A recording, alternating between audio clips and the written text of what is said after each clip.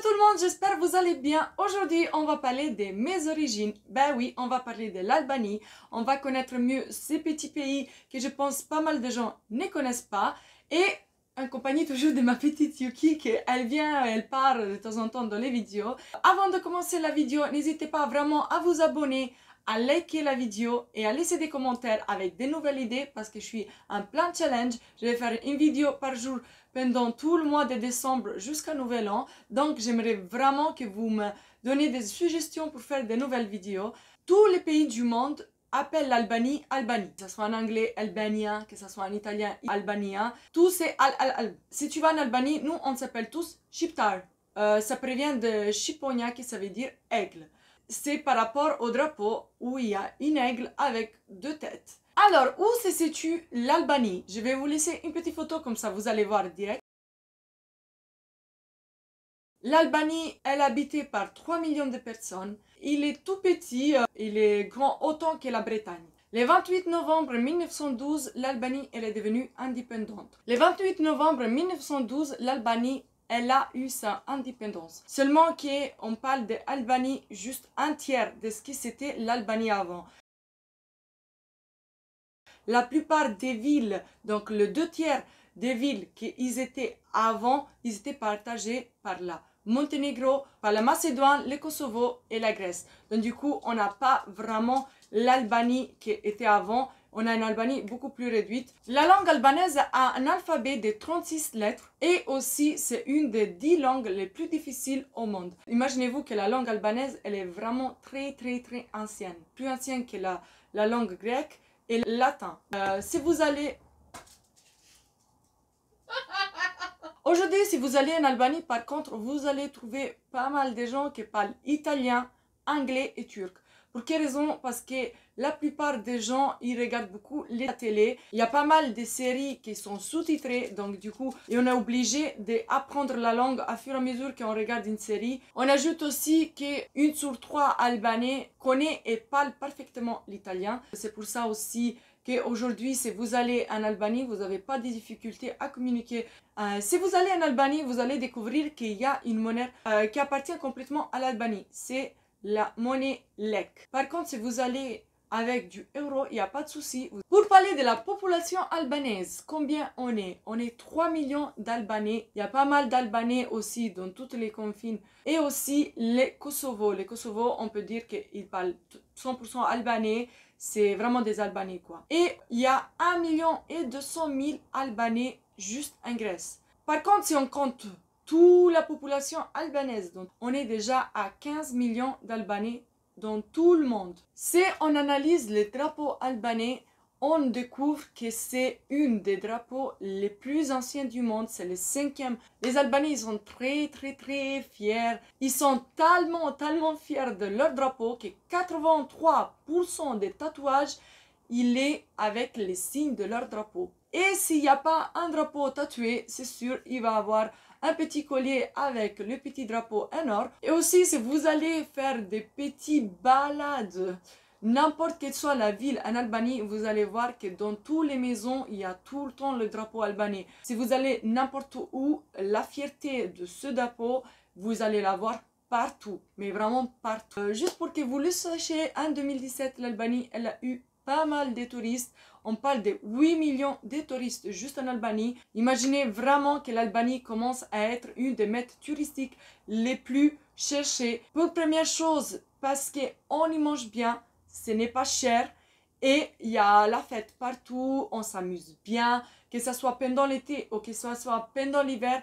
Il y a toujours des attractions, il y a toujours quelque chose à faire. Dans toute l'Europe, l'Albanie, il a la 30% de flore, qu'il y a plus de 3200 typologies de plantes. On va parler de notre sujet qui c'est la religion. En Albanie, 60% des Albanais ils sont musulmans. 90% de ce 60% ils ne sont pas pratiquants. 10% de la population elle est catholique et l'autre pourcentage ils sont orthodoxes et chrétiens. L'Albanie aussi, en 1967, il a été le premier pays du monde à se déclarer athée. En Albanie, il y a pas mal de traditions qui continuent à être présents dans le pays comme les vêtements traditionnels. Ça fait des siècles que l'Albanie il les a. On a l'habitude d'utiliser ces vêtements pendant des événements importants ou sinon au mariage. On a un instrument musical qui appartient totalement à l'Albanie, donc il a des origines albanaises, c'est le çifteli. En fait, c'est une espèce de guitare un peu plus petite, fait en bois. La plupart des fois, il y a une drapeau albanaise dessus et il y a juste 2 cordes. Je vais vous prendre juste un petit extrait pour vous montrer les sons que ça produit.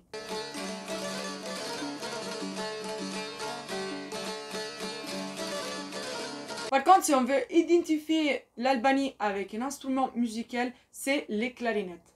Les clarinettes, c'est la base pour tous les types de musique albanaise. Surtout quand on a un mariage, on ne peut pas s'empêcher de prendre une groupe musicale avec une clarinette. Je vous laisse écouter juste un petit extrait.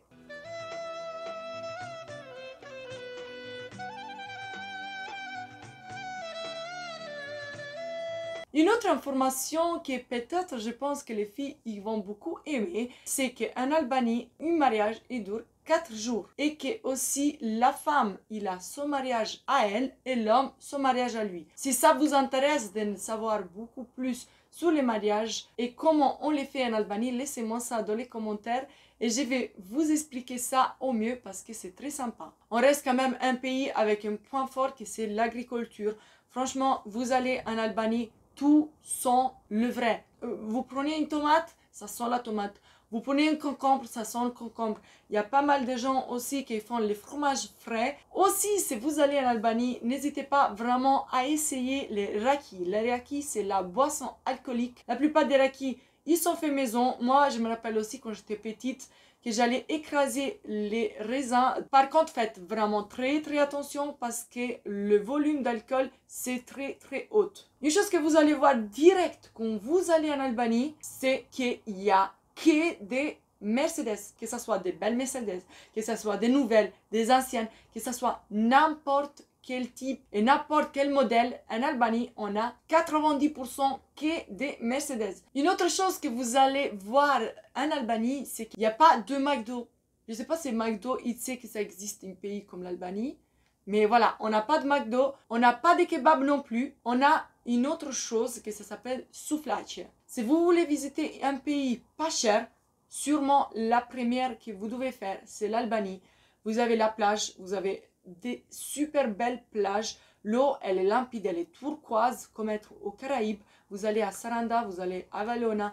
C'est vraiment top. Vous préférez la montagne, vous avez la montagne. Au nord de l'Albanie, il y a 80%, c'est que de la montagne. Vous allez voir pas mal de cascades, pas mal de lacs, pas mal de fleuves. C'est vraiment la nature sauvage, si vous préférez ça. Ou sinon, il y a pas mal d'autres choses à visiter. Vous pouvez vous faire un bon voyage.